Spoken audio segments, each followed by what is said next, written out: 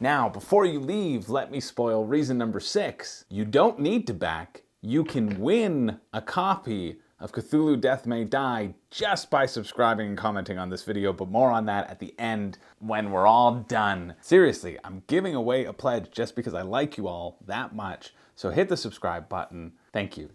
I appreciate it. And let's get into the video. For those of you who don't know, my name is Chris George, and this is the 5 reasons you shouldn't back Cthulhu Death May Die Season 3. I mean, it's called Fear of the Unknown, but we all know it's Season 3. That isn't the unknowable part. I guess I should have said 5 reasons. Those are the tentacles. Okay, this is a series that I do whenever a campaign crosses that $1 million threshold and I feel the hype inside of myself. I try to make a video to convince myself and you by proxy not to back. This is not to be a mean, horrible person. I like to do that in my off hours. It's just nice to have a hobby. No, it is to put your excitement to the test, because I find I am very susceptible to getting excited and clicking back and spending those mythical dollars that only apply to online banking and not actually fully considering if I will enjoy the game or not. And that's what this is about. Will you enjoy this game enough to warrant purchasing it now? Or should you hold off and purchase it maybe at a later date, or maybe don't even purchase it at all? For me, this one is really, really tempting. I'm fairly frugal by nature, if you haven't noticed this kind of being my shtick. But this is a campaign where I walked in ready to pull the trigger. And I think that's great. I think that shows that I am quite interested in this. I've heard really good things. People have talked about it a lot in the Discord. It has reached the finals of at least one deathmatch tournament that I run every month, where I pit board games against each other. I've talked a lot about it and I've looked into it a lot. And more than that, I've heard a lot about it and I've heard such good things that it kind of checks all the boxes for me. It's a CMON game, which, you know, say what you will about the company and their Kickstarter shipping practices. I like CMON games, I just do. I think they're generally very fun. And usually CMON Kickstarters in particular have a bunch of extras and exclusives that makes it fun to get it at that Kickstarter level in a way that watching a football game live isn't fun the day after because, it already happened. Or an award show, it would have been fun to do in the moment, but it's not fun anymore. And Death May Die seems just like a fun romp in the proverbial board game sack. It does. You're going to be playing these investigators and you'll have these unique skills, one for each investigator, like all their games, or Zombicide, I should say. And your skills will get better and better as the game progresses, and you'll get stronger and stronger in being able to take down more foes. You're going to chuck dice at these foes. They're going to chuck dice back at you. You've got a big player dashboard so you feel like your player is special. And even though the Cthulhu theme is overdone, this one has been done well. So you get this thing that is this meld of great designers, a company who knows what they're doing. Say what you will about them. They know what they're doing when it comes to producing these sorts of things. You get a game for a bunch of dice chucking goodness, which is at that $100 level. It's been creeping up over their past campaigns with Marvel Zombie and Dune War for Arrakis being over that $100 level, and now we're finally scaling back a bit, and that's also really nice to see. Of course, some could say that you're just scaling back on the actual price and you're just keeping the increase in price in your shipping because your shipping's more than anybody else's shipping ever in the world. But those people would be cynical, right?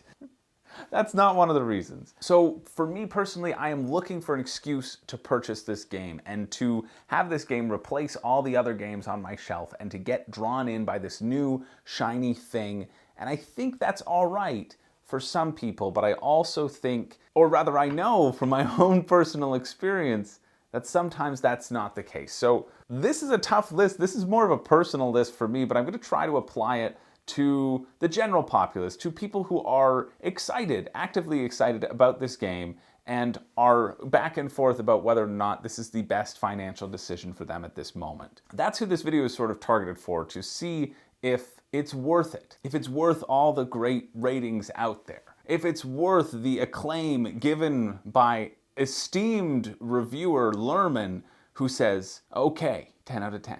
I love throwing those sorts of reviews in there. That was technically on season 2 of Death May Die and not season 1, so I guess we'll get into that as well. But now it is time to get into the 5 reasons you shouldn't back Cthulhu Death May Die, Fear of the Unknown, Fear of the FOMO. And reason number 5 is that big green Riley statue. My old pal Riley. And I don't care how it's actually pronounced, I'm pronouncing it Riley. Lean, mean, gigantic Riley. And this is a point that is not necessarily for me. I don't have any impulse to purchase this thing, just like I had no impulse to purchase the giant Galactus. And I understand that's a different sort of model here, no pun intended, and a different type of people that you're trying to appeal to. But I think the interesting part about CMON is that they make these giant collectible sculptures and then they add little gameplay mechanics to it. And you often feel the draw to purchase based around those small, tiny mechanics, or at least those of us who feel the pull of the all-in, who feel the pull of all the gameplay and feel like we need every ounce of gameplay that this can provide, or else we're not going to ever get the full experience. And that's true in a sense, and I'm going to talk about a counterpoint to that a little bit later, but I think the notion that you need, or that you could ever need, this giant green statue is ludicrous. It's not for the gameplay. You're not getting it because of the gameplay. You're getting it because you have an open calyx space and you would prefer to fill it with a cool giant Cthulhu statue, which is now green and is objectively better than the gray mini. Someone fight me on that. I'm interested. You want that sculpture in your den. You want that sculpture in your space. And perhaps it's because I have a smaller space and I don't actually have space to even entertain the notion of such large collectibles. But I think you really need to take a moment and analyze how much joy that statue is going to bring you. Marie Kondo that shit. Is this statue bringing you $180 plus shipping? It's like $50 to $60 shipping in most cases. So is the statue bringing you $230 worth of value? Because way back when you could get the game and the statue for that exact price. But CMON knows that people want this thing. CMON knows that collectors will pay through the nose for this sort of thing, and that is why the price is so ludicrous, honestly. And if it will bring you joy, and if you will paint that giant thing, or maybe not, and you will put it somewhere to display as a centerpiece, and you're using that more as a holiday decoration, the most expensive purchase you could ever get at Sears Stuffin' Things, the famous retailer store, Sears Stuffin' Things, not to be confused with Sears. It's a completely different store with completely different management. They focus only on large decor items like ugly Santas and big Cthulhus that you don't need, and look good in your house, but only look good in like really specific situations. And I think that's the case too. That's why I'm not drawn into these sorts of collectibles, is I don't get enough joy from having them around and I just see them being useless. But they're not useless. They've got gameplay implications. No, they're useless. The gameplay implications are minimal at best, and you could do that with any sort of proxy.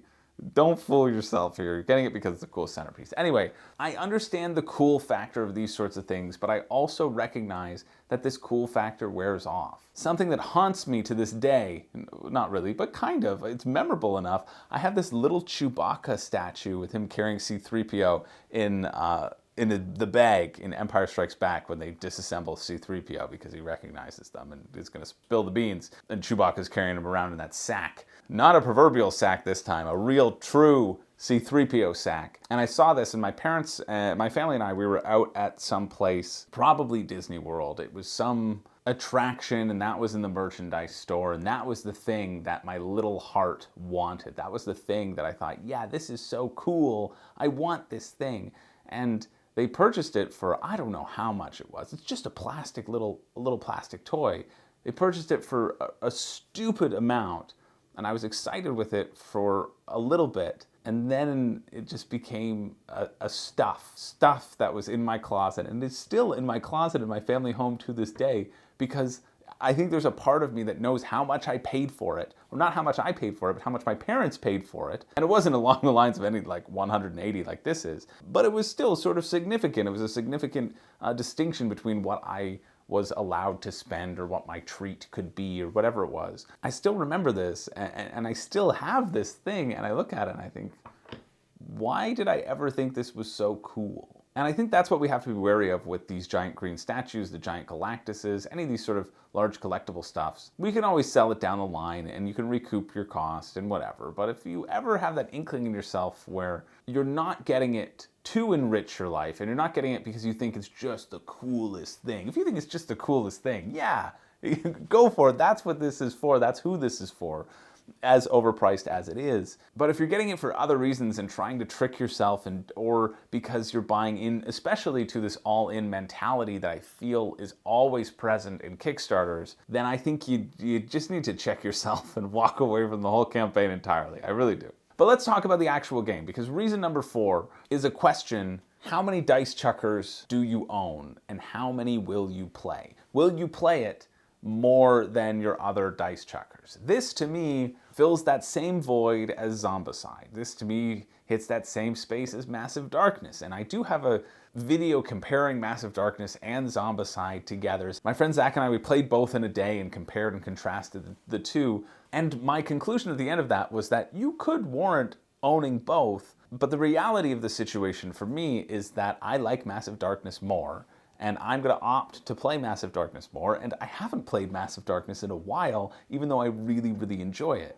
And I think Cthulhu falls into that same genre. It's very similar. It's going to be heavy on the dice chucking. You're going to have a unique character. You're going to have those 3 actions that you can take every round, and the 3 actions are basic, like move, attack, trade.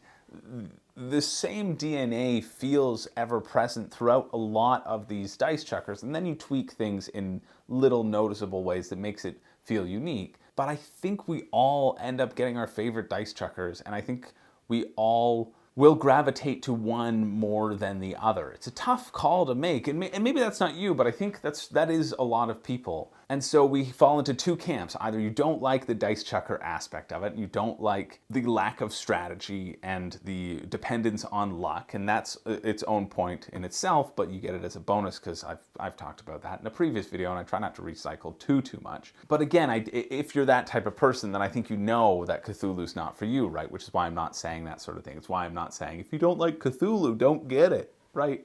It'd be ridiculous. But if you don't like Cthulhu, well, you shouldn't get it, to be clear. But I think the more significant conversation is, how much time do you get your dice chuckers to the table now versus all the other games in your collection? And if that's your genre, then it might make sense to invest more in this genre. If it's not your genre, or you currently own things that scratch that itch, I don't know how much Cthulhu will scratch that's different from that. And hey, it might surpass it. And I think that's the goal that we are constantly striving for when we purchase new games. We think, hey, maybe this will be the best game. Maybe this will surpass all the others. And for some people it does, and I think that's great. I mean, Cthulhu has some great ratings, which is, again, why it has pulled me in. But I just don't know if it's different enough, for me personally, to warrant purchasing it, or to warrant taking that chance in purchasing if you haven't played the original and haven't tested out the original and seen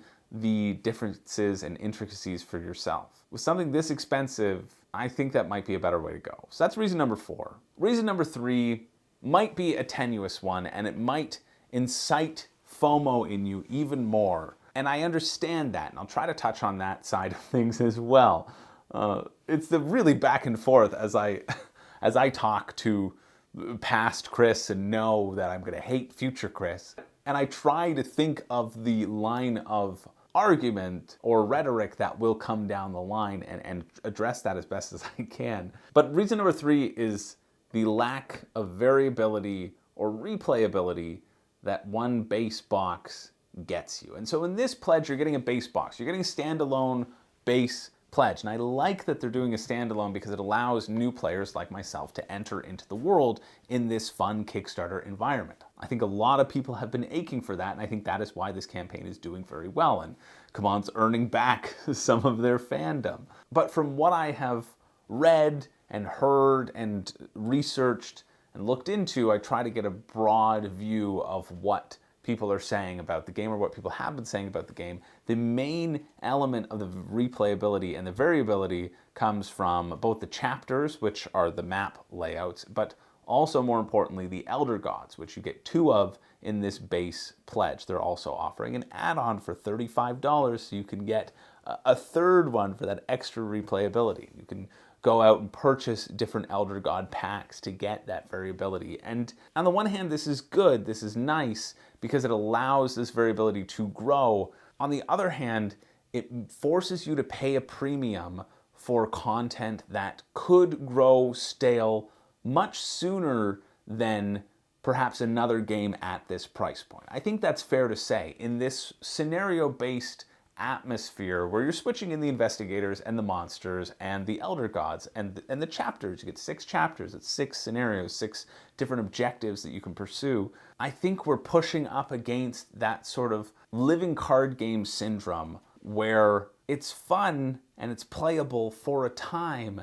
and then you need new stuff to satiate your hunger and new scenarios. And that might be a model that people feel comfortable in. That is often a model that I really push back against. I like my games to be replayable. I had a whole Table Talk episode about replayability and its purpose in games. And so I'm of two minds because I feel the hunger of and the fear that it's not going to be enough, that the base pledge will not be enough. And I recognize that fear, and I recognize that that is the sort of fear that is pushed forward to justify those additional purchases, to justify that extra god or that extra thing, because the replayability isn't going to be there. But to that, I would say, well, a couple things.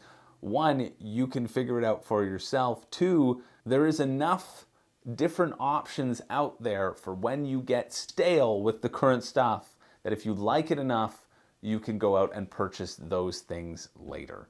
And so this again is fighting against that concept of all in, that fighting against the concept that you need to purchase everything all at once, everything everywhere all at once, which was such a good movie, to be satisfied. But if that is a feeling that you embody and you resonate with, which I certainly resonate with, I fear that the base pledge won't be enough. I think the two options here are purchase the base pledge for yourself and find out if it is enough, or walk away, because you're already setting yourself up to be dissatisfied, or you're already setting yourself up to bite off more than you can chew or more than you need to chew. So that's my personal reason number 3 that I'm struggling with, especially on the mechanics side of things. And I struggle a bit in scenario play, but more because I've looked into it more and heard people talking about it, heard people being excited, or what excites them the most is often the extra Elder Gods, 2 of which appeared in the Unspeakable box, which was the big question of this campaign. And that brings us to reason number 2. You shouldn't back Cthulhu Death May Die, Fear of the Unknown, if your main push was to just get the Unspeakable box. And for those of you who don't know, I'm sure most of you do, the Unspeakable box is the stretch goals from the first campaign. These are the Kickstarter exclusives. This is what you would find in the Command Time Machine if they ever decided to do one of those train wrecks again. These are the things that were added for free to everyone's $100 pledge earlier on, back in 2019 or whenever it was, and are now asking you to pay $120 for them to reprint. And this bar is a bar that a lot of people will pay. A lot of people were hoping for 80. A lot of people thought 80 would be reasonable. And in this box, you get 2 additional Elder Gods, a bunch more investigators, something like 18 of them, a bunch more monsters, and 3 additional chapters. So you get those 3 additional chapters, you get those 2 additional Elder Gods. And if you purchased it way back when, that was probably a good deal, a really good combo of 4 Elder Gods, 9 scenarios. Feels like there's a lot of replayability there, and really puts a kibosh on the fear of reason number 3, but it also propels you now to want to purchase this Unspeakable box, or think you need to purchase this Unspeakable box. And hey, if you are loving Cthulhu Death May Die, and you've been waiting for a chance to get this thing, this feels legitimate. But my question to you is, why do you need to get the Unspeakable box that costs $120 when you could just be more satisfied with the content, the new content that they're putting out, which costs $100, gets you 2 Elder Gods and 6 scenarios? More with their stretch goals. Why, with this new content that is being put forward,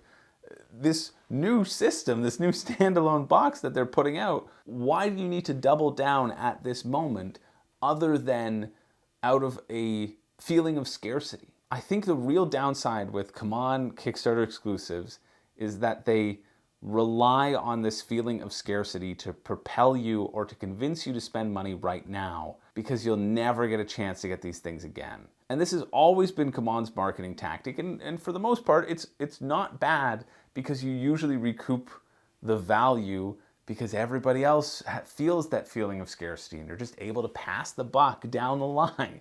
And you will be able to pass the buck down the line with this game, absolutely. Even if you buy it for 120 bucks, people are still selling them on eBay for $500. Well, they're not selling them for $500, they're listing them for $500, which is a significant difference. But even I myself have fallen into this feeling. I really enjoy Blood Rage. I'd been wanting to try out the Kickstarter exclusives in Blood Rage for a while. You couldn't get them anywhere. I wanted the Mystics expansion. I wanted the Gods Unleashed. I wanted those extra monsters. I wanted the Wolfman. And I didn't have them, and I quite enjoy Blood Rage, and I think it's a really fun game. And so when the CMON Time Machine happened, I was right there. I got my Blood Rage extras. I paid $80 US plus shipping, an extra $100 more than I spent on the actual game itself for these elusive, all-important characters, and they have not doubled my enjoyment of the game. I don't even know if they've increased my enjoyment of the game. But there was that feeling, and that feeling that I felt all too well, of frothing at the mouth to get these scarce things, these things to add to a game that I like, hoping that it would just make that experience better, constantly pursuing that experience being better, and it didn't. I still don't regret my purchase. I still don't regret having the complete set, because there's something nice about having a complete set for a thing that you really enjoy. But the sensible part of me can recognize my experience has not been altered because of it. It might even be detracted in a sense. And I have not gotten the value out of the money I spent on that purchase. I just haven't. It doesn't matter. Even the Marie Kondo, even the joy of looking at it, knowing it exists, and being able to open the box and peek at the monsters and saying, ooh, this monster's cool. Yeah, who cares? When it boils down to it, I think that was a silly purchase.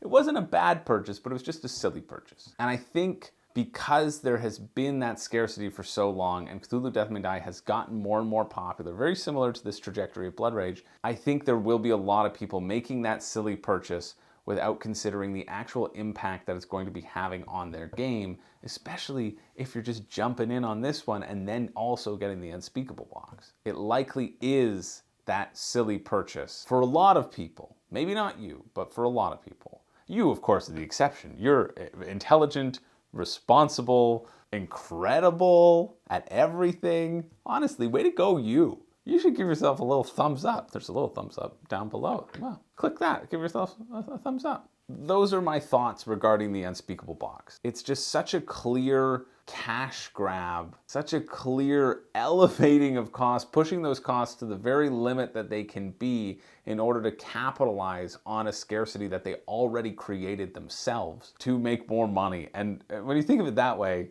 maybe that cools you enough to think of if it will be a silly purchase or not. By all means, if it won't be, get it. Get yourself cool stuff if you can afford it. I just think that there are other better options out there than the Unspeakable box. And that leads me to reason number one, or the number one reason why I personally shouldn't back Cthulhu Death May Die, Fear of the Unknown, Fear of the FOMO, and that is because Cthulhu Death May Die Season 1 and Season 2 exist. And they exist in retail, and there will be a reprint coming in retail where you can get yourself the same box, a very similar amount of content that you would get purchasing this and paying for the additional shipping, and you can also get it a year and a half sooner and start playing it now. And this is a really interesting point for me because I want to purchase Fear of the Unknown. I want to purchase Fear of the Unknown significantly more than I want to purchase Cthulhu Death May Die Season 1. Because I've heard great things, and this is the new shiny version, and so I want that. But there's something interesting about that clicking back versus paying actual money. If I pay on my Visa card, and then I pay it off, in a month, well, I haven't really spent it, and then I get this surprise package that comes who knows when, but it arrives at my door and I get to open up and it's Christmas for me, and then I get to unbox the thing, rather than doing something so pedestrian as calling a store and saying, please order me this package, and then walking to the store or driving to the store to get it.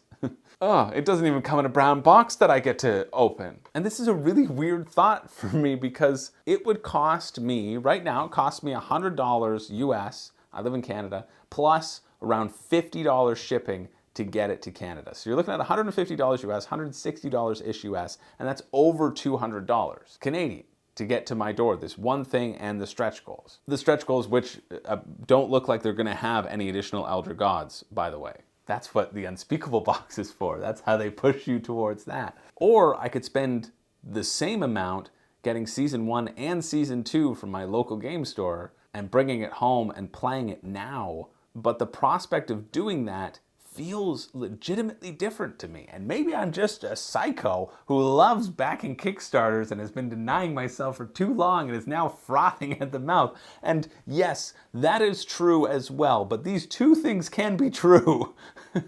But I think if you don't already have Cthulhu Death May Die, and the thought of going to the store and purchasing it or ordering it or pre-ordering it, because there will be a new print run coming in, if that excites you less than purchasing this right now, that is an indication that you are getting swept up in the campaign, and you're getting swept up with whatever feeling of the campaign that is, whether or not you feel the extra dopamine of getting a deal or getting the additional stuff or getting the stuff that you know is really special that will sell for so much more later down the line.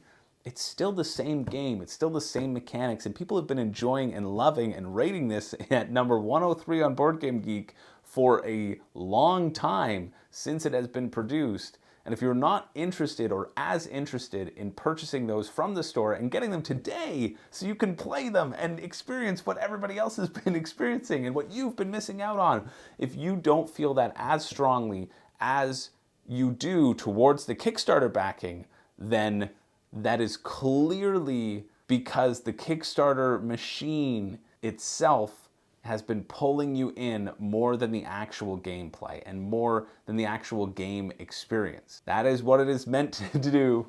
It is meant to be there to be that product to suck you in. And I think it has done so for me, which is why I think it is the right call for me not to back, even though I am really close to doing so just based off of the great reviews. I think the right call for me is to go out and to buy Cthulhu Death May Die Season 1 and to experience that. Or better yet, go to a board game cafe that has it and get somebody to teach it to you there and see if it will last on your shelf or exist in that longevity on your shelf in which you'll want to pull it out more than 2 or 3 times, or however long it would take for you to recoup the cost that you spent going to that board game cafe, right? If we're looking at it as an exchange of money, well, the cheaper option is likely to enjoy it 4 times at a board game cafe, and then you never have to touch it again. It's not monopolizing the space on your shelf either. Anyway, those are my 5 reasons you shouldn't back. That one went on for a little bit longer. I went off on a few tangents, and for that, I apologize, but I appreciate you all sticking with me. Let me know in the comments below, what are your reasons you should or you shouldn't back Cthulhu Death May Die. I always find it really helpful to listen and read through everybody's comments. The comments on Oathsworn are pulling me in. For the Unspeakable box, $120, you could also just purchase yourself an entirely new gigantic game like Oathsworn, if that's one for you, right? These comparisons of what you actually get versus the return, I think, are important. Anyway, hopefully you found the video helpful or entertaining, or you didn't hate it. Honestly, that's the bar that I try to get to. People not hating it. And if you didn't hate it, make sure to hit that subscribe button. I know these videos are generally among my most popular videos, I understand. And even if you hit the subscribe button, you don't have to watch the other ones that are just garbage. I get it. You can only take so much of me. I understand this, and I have to live with myself. Believe me, I understand this very deeply. But hit that subscribe button. I'll tell you why. Because we are doing a giveaway right now for a base pledge of Cthulhu Death May Die, Fear of the Unknown, or a copy from your local game store of Season 1 whenever it gets in stock. We can work this out. One of my patrons graciously offered to donate a pledge. He offered to donate a pledge a while ago and said, until you have something you are actively excited about and you actively want to give away and you want someone to feel the excitement that you felt when you won Iridia, because I won the Board Game Geek contest for Iridia and I was friggin' over the moon. And I think this is a game that is enough on that excitement level that I want to give it away to one of you. And so thanks to that specific patron who wants to remain anonymous, but they are supporting this giveaway and they're promoting this giveaway, but their stipulations are that, you know, I have to grow in size. That's it. And I know there are a bunch of you that are subscribed, and I thank you so much for subscribing. And to enter the giveaway, you gotta be subscribed and then just write a comment on this video. I will be choosing a winner from the comments here, and I will announce it 24 hours before the deadline closes. I don't know what day that is, but it'll be 24 hours before the campaign ends. I will announce who won the game, and I will announce for you to get in contact with me. I will not comment on this video saying, hey, you won, send me your information. This is very important to specify. That has happened the last time I tried to run a giveaway. It's happened to a lot of people running giveaways. Don't believe them. Make sure it is room and board, not room and bood. Subscribe, write a comment down below, and I'll tell you what, because I know approximately 2,000 to 4,000 people who watch these videos are not subscribed, if we get to 10,000 subscribers before the end of the year, I will give somebody a late pledge for Oathsworn. That's not the patron supported. I didn't know I was gonna say that, but I want to. I'll buy it out of my own money and I will send it to you and we'll do another giveaway. So when we hit that amount, that's the giveaway that will do. But for right now, if you want to win a copy of Cthulu Death May Die, either Season 1 or Fear of the Unknown, sponsored by a very generous patron, make sure you subscribe, write a comment in the comment below why you'd want to win or whatever. So yeah, that's it. Thanks as always for tuning in.